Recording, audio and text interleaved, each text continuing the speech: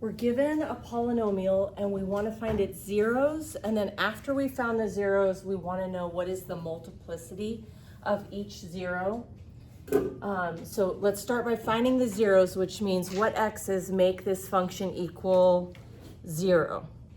I'm going to expand this out. All right, so I've got just emphasizing the exponents, that on x minus 8, it's to the first power, x plus 5 to the first power, x minus 7 to the second, and then this one to the third. We're going to set each factor equal to 0 to find the zeros. Now, when I set 4 equal to 0, that doesn't lead to anything. That's not a true statement, so we're just throwing that away. Then let's set x minus 8 equals 0, add 8 to both sides, and our first 0 is the number 8. And then setting the x plus 5 equal to 0, subtract 5 from both sides, and I get negative 5. And then set the x minus 7 equal to 0, add 7, and I get 7. And then finally, x plus 12 equal to 0, subtract 12, and I get negative 12. So the x's that make this function equal 0 are 8, negative 5, 7, and negative 12. Now the multiplicity of the zeros, technically we set x minus 8 equal to 0 just once because this was to the power of 1. So the multiplicity of 8 is 1. Same thing with x plus 5. We set that equal to 0 once, and so it has a multiplicity of 1.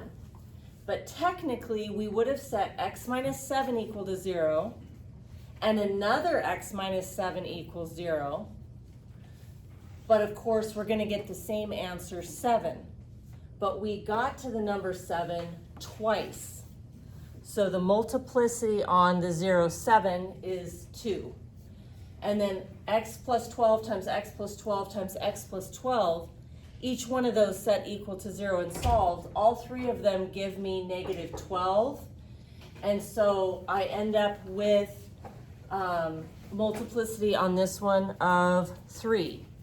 So the directions are asking me for my zeros, if the multiplicity is 1, well, which ones are those? That'd be the 8 and the negative 5. And then the multiplicity of 2 is the 0, 7 had that. And then which zeros had a multiplicity of 3? That would be negative 12. Just kind of a preview, like what is the meaning of the multiplicity? The zeros of the function are going to become the x-intercepts of this function.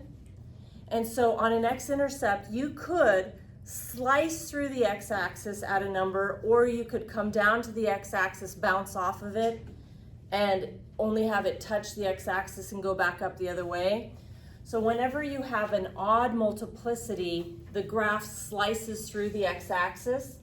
So if we graphed this function, it's going to slice through the x-axis at 8 and negative 5 and negative 12. Because these are odd multiplicities. And then the graph of f of x is going to come down, touch the x-axis at 7, and then bounce back off of it rather than slicing all the way through it. So here's one more just quick one.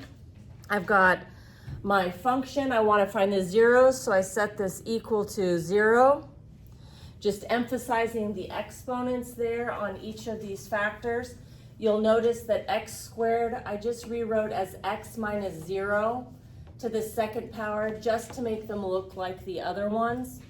When I set each piece equal to 0, okay, the 0 equals 2 doesn't do anything. And then here, x equals 0, this one, add 7, this one, subtract 13. So my zeros are 0, 7, and negative 13. The multiplicity of 0, this is to the second power. So the multiplicity of 0 is 2. This one is to the third power. So the multiplicity of this 0 is 3. This one's to the third power. So the multiplicity of negative 13 is 3.